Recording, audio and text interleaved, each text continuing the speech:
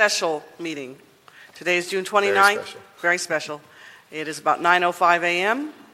Wednesday, June 29th. We are in City Hall Council Chambers, present and accounted for. Chair of Energy and Environment, Jan Perry, and Council President Eric Garcetti as Chair of Rules and Elections. We have two items on the agenda, and I think it might be most efficient if we take them together. Mr. Garcetti, would you agree? Yes, absolutely. Let's do that. Okay. So who do we have here to report? Good morning, Madam Chair, Chairman of the Rules Committee. Rafael Prado with the CLA's office.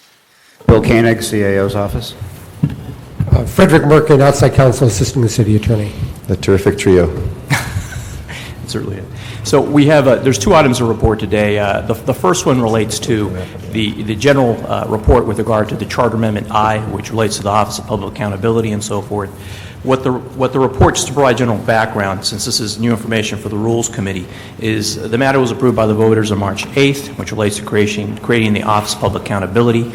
A report of ours from April 25th lists the general conditions, provisions within the Charter Amendment, which relates to the Executive Director, his role or her role and responsibilities, the role of the position of ratepayer advocate, and the primary objective of reviewing and analyzing water and power rates and so forth. So in that report, we made general recommendations with regard to requesting the city attorney prepare ordinance provisions that are pretty straightforward. There are other provisions, such as the creation of the Citizens Committee, which also came out of the initial report, and that matter was reviewed by the Energy and Environment Committee about 2 weeks ago, and at that time as well approved by the council with regard to requesting the city attorney prepare that ordinance.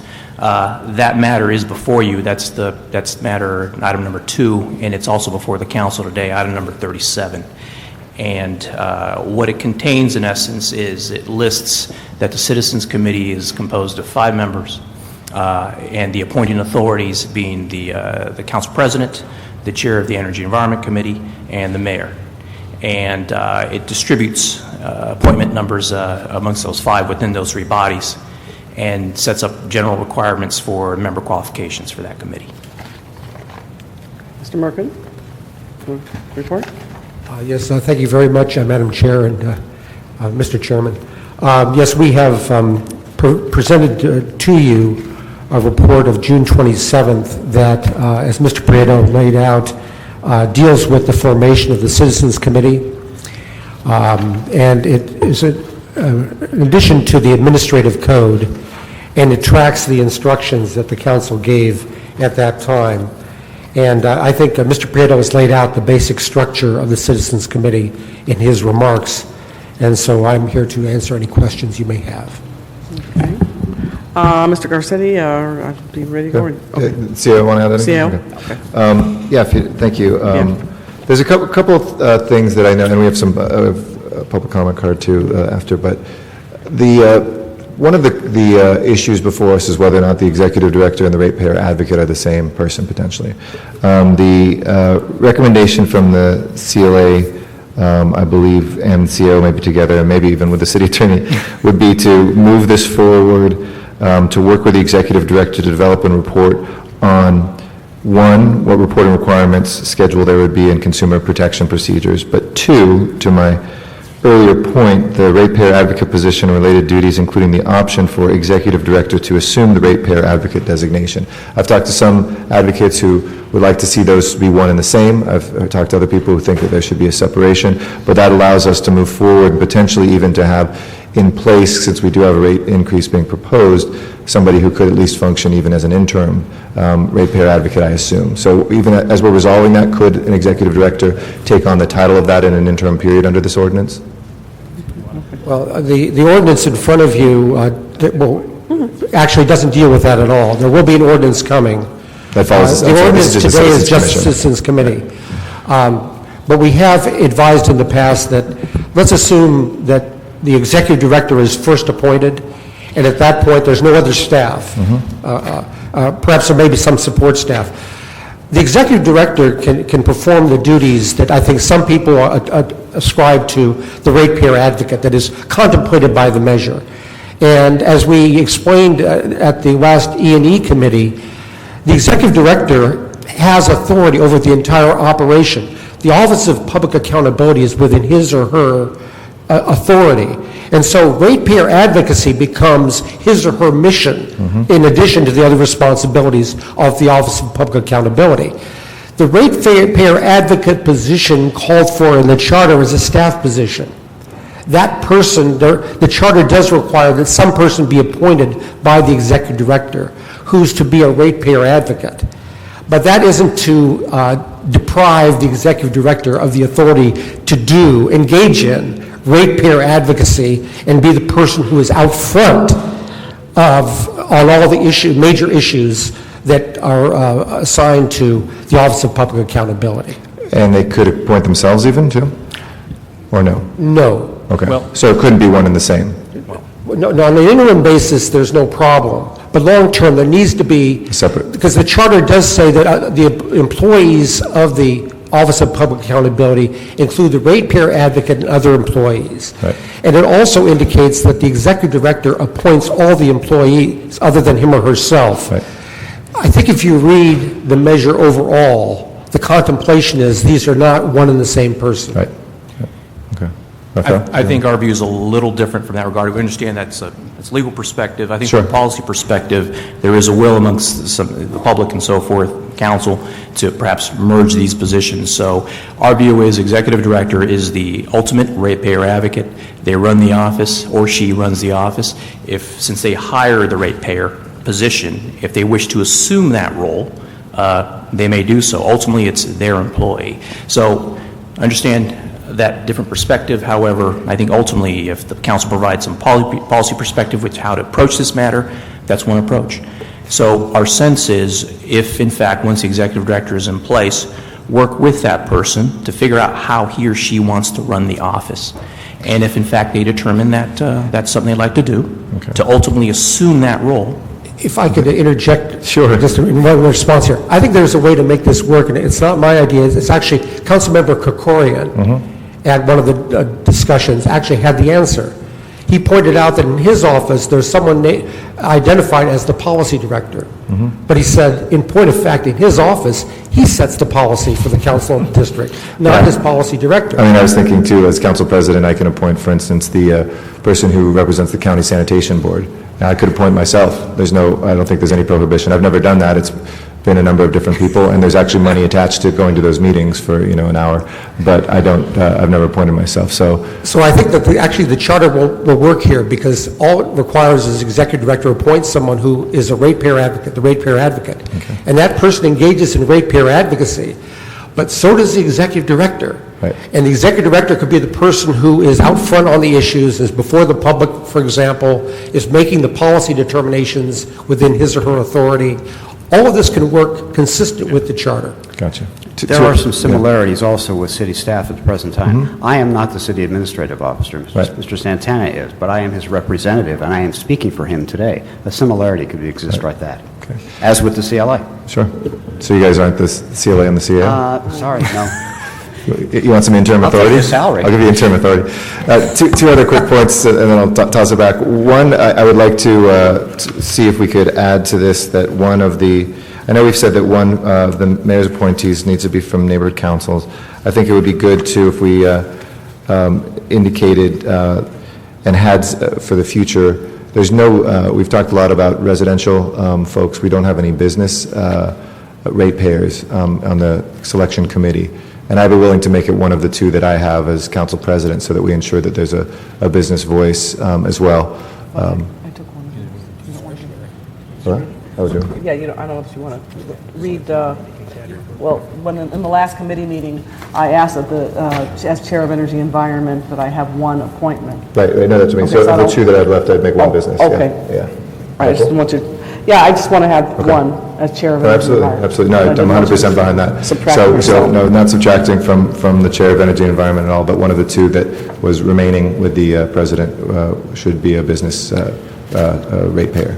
There is an actual ordinance before the city council later today, so we can make the amendment. Could we make that in time? I mean, if not, I can just announce the intention and I can make sure, but I'm just worried in the future, I'm not here, somebody else is here, we're looking at new ratepayer advocates, and we'd want to make sure that that's And in as place. Mr. Prieto indicated, the ordinance does not prescribe, other than the mayor's mayor has 2 appointments, one of which has to be neighborhood council, does not prescribe some background or qualification. Right. So it's discretionary with the appointing authorities such as yourself and the chair of the Energy and Environment Committee. Right, but I'd want to go a step forward than discretion, I'd want to put it actually in. If you want to put in the ordinance, that we do would that? take an amendment. Okay, can we, do you think we can do that in time? We could come back with language before council Yeah, okay, great. consideration. Let's add that. And then the last piece I was going to say is, walk me through the timeline again. If we pass this today, first read, it's 30 days before it becomes effective still, like a normal ordinance? Is that, 30 days, right, for it to take If it's, you have a sufficient vote on the first reading, Right. and I think there's a mayor has to go to the mayor, Yeah, and after 30 the days mayor after signs it and signature. it's published, there's a 31-day charter-required publication period, at which point the ordinance actually takes effect. Yeah. okay. Why don't we say then, if we can add to the council file that by, I want to make sure we got the time right, by August 15th. No later than August 15th, that each of the appointing authorities should submit their nominees. Okay. Okay. Yeah, I appreciate that, Mr. Garcetti, because Department of Water and Power is knocking on our door now. I'm actually banging to come in, saying, look, we got to talk about rate increases. We have made a commitment that we would not engage in the process of moving forward on any kind of a discussion about rate increases till the ratepayer advocate is in place. So we have to be substantially underway in order to be able to do this and to respond to what the department says can become a very urgent situation very quickly. So I like the fact that we have a time frame on this now, and we can move it forward very quickly. And I already have some ideas about who I would recommend, and I think we all probably do. So just one quick question about, again, the proposed initial operating budget. Just give me a breakdown of some of those figures and the amount of funding that you're going to recommend, and just one more time on the amount of staffing beyond the ED. Obviously, somebody needs to answer the phones. I don't expect them to do everything. We have prepared, based on the charter provision for a minimum funding level of $1,500,000, we are recommending that amount. We have prepared a suggested initial budget, recognizing that once the executive director is in fact appointed, that individual will undoubtedly come up with suggested modifications and changes. This is simply the starting point, and it provides the charter minimum amount. We identified a suggested grouping of staff members to participate, not saying that this is all that's ever going to exist. It's going to, again, I want to emphasize the very beginning, the core, to start the ball rolling. And it's broken down in the typical city way: salary, expense, equipment. Water and Power has in fact incorporated approximately, I believe it's a full $1 million in their adopted budget for next year. The council, the charter requires the council to, in fact, approve the proposed budget. We are recommending that this, again, be the initial proposed budget for this operation, recognizing that it will, in fact, change as the director is appointed and ordinances providing duties and responsibilities are, in fact, approved by the city council. It gets the ball rolling is probably the simplest way to describe it. All right. So, one quick question. In terms of Charter Amendment J and I, I'm sorry, Charter Amendment J, that's the Department of Water and Power budget and surplus transfer. I understand there's no need for an implementing ordinance, correct? That is correct. Okay. So when do its provisions go into effect? Do they go into effect July the 1st? Yes. Thank you, Fred. Okay. Best, most concise, shortest answer Yeah, ever. that was good. I like that. And then Charter Amendment I, which provisions need implementing ordinances and which are effective without ordinances? There are some requirements with regard to the Citizens Committee, the reasons for removal of the executive director, any additional duties on the part of the executive director, the operation and administration of the Office of Public Accountability, these are to be provided by ordinance. But otherwise, what you have are directives in there with regard to the mission of the Office of Public Accountability, with regard to independent rate analysis. Another area I failed to mention is, for ordinance, are dealing with consumer complaints and reporting schedules. Those would be established by ordinance. But otherwise, you have, I think, the mission of the Office of Public Accountability substantially established by charter. The duties of the executive director emulate very much what a general manager's authority is, are laid out by charter. That's basically it. The key implementing ordinance that you're moving actually today is a Citizens Committee component. That one is the key one. That starts. The ball rolling. Yeah, absolutely. Okay. All right, well, the main thing is that we have this in place so that we can vigorously analyze the proposals that are coming out of the department with the aid of what we promised the voters, which was a ratepayer advocate, as quickly as possible. Sure.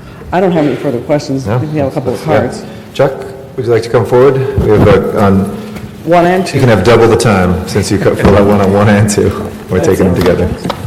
Okay, Chuck, you have 6 minutes for both items. You're the only one who's speaking today. Thank you.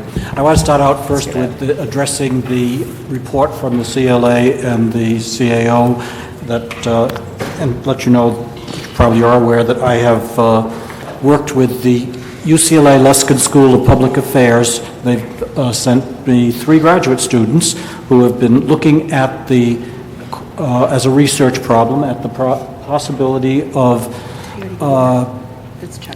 how you organize something like the OPA. They've worked with several local people, starting with the last interim general manager of the Department of Water and Power, Mr. Buettner, several council people, staff at the Department of Water and Power, and they've talked to the CLA, CAO. But they've also spoken to independent utilities, to the ratepayer advocate offices in Arizona, New Jersey, Texas, and Utah.